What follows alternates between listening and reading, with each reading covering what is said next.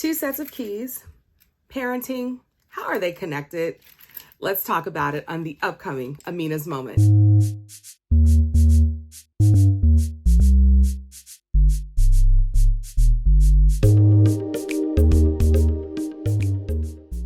Hello and welcome to another Amina's Moment.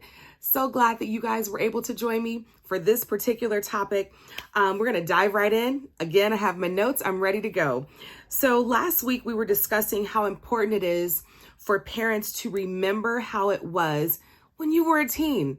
So we talked about, think about what could have been said to you to maybe change your path or change your decision-making skills. And so I've really been reflecting on that this week, and I've really been thinking about how parents and teens can connect better. So I want to continue with some ways that I can help you connect with your teen. So I have two sets of keys here, and I am sure that you all are aware of the way, let me put this one down, regular just keychains are made, or the key ring. I'm sorry, not the keychain itself, but the key ring. So you're going to see like this little groove here where there is an opening. Okay. So we've seen how you can connect two key rings together. One of the reasons why I wanted to bring this particular analogy up was because at times I believe that just in relationships, so not just with parents and teens, let's just say in relationships, no matter if it's personal or professional, there has to be one individual that's willing to open up in order to connect with the other person. So let's think about that. Again, let's think about opening up in order to connect. So you have these two rings. The only way that this ring right here is going to be connected to this particular ring right here, one of these they have to give. So somebody has to say, I'm going to open up, if I can get it. That is so funny. I really do know how to do this. But I am going to open up and allow you in. Oh my gosh, so I can't do it. Someone decided not to. Let's see if the other person is going to allow the other person to connect with them, meaning they have to open up. This person did. There's some movement there. It's open. They're able to get in to a special place into that person within their heart. And one of the things that I think about with parents, sometimes I feel like teens think that parents have not experienced what they've experienced, or they feel like they don't understand. And I am not here to tell you that as a parent, oh, just tell them everything. Tell them every bad thing you did and when you were a teenager. Tell them every bad decision that you made. No, that's not what I'm saying. What I am saying is that there may be something that you've experienced that you can say, this may allow me to be viewed as relatable to my teen, so that they can kind of sit back and say, wow, mom or dad, you actually experienced that. I know for me, when I was thinking about this particular topic and how to connect, I was thinking about when I was a teenager. I know every bad thing I did. I do not have a bad memory. I know the things that I did.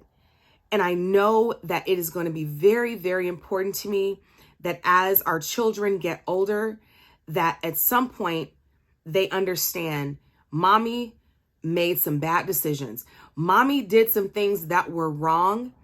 And just because she made it out all right does not mean that if I go down that path and make that same decision that I'm going to be out okay. There's not a guarantee with that. And so in order to open up, you may have to address some things that are in your life as a parent. You may have to think about, am I healed in this area? Do I feel complete in this area? Or am I still struggling with some things that I did, maybe in the past or even recently, that I don't know if I'm ready to open up to my teen because I still have some healing to do. These are just tiny little nuggets of information. And it's like, wait a minute. Yeah, this right here, the only way it was going to be connected, somebody had to open up. Something has to open. If you remain closed, you remain separated. And so when you think about your feelings and what you're dealing with as a parent, just think about, if you are not whole, maybe that's affecting your relationship with your teen. If you are still struggling with some things that you've done and you haven't addressed them, you haven't come to terms with them, maybe that is affecting your relationship with your teen. And so I want to encourage you that even though it may be difficult, because let's think about this. It's not always easy to recall, to remember the bad stuff that we did.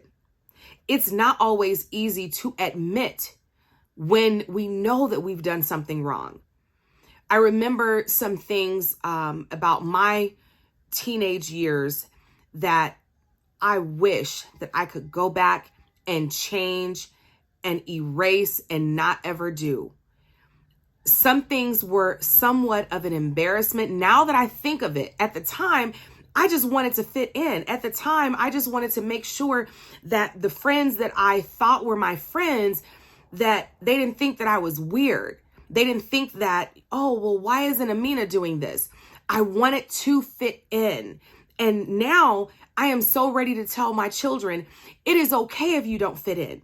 You don't have to be just like a group just because, period. Just because. You don't have to do that. I want them to be leaders, but I want them to understand that in order to lead, you got to be strong and you have to be able to say no and walk away and be okay with that. I struggled with that. And again, this Amina's moment has caused me to just remember it has not been easy. Let me say that, because some of the things I'm just like, I don't even want to remember. I don't want to think about that I did it, but I know that I did. And I'm trying to find ways even of healing for myself, because if we don't admit that this is what has taken place in our lives, we can find ourselves stuck.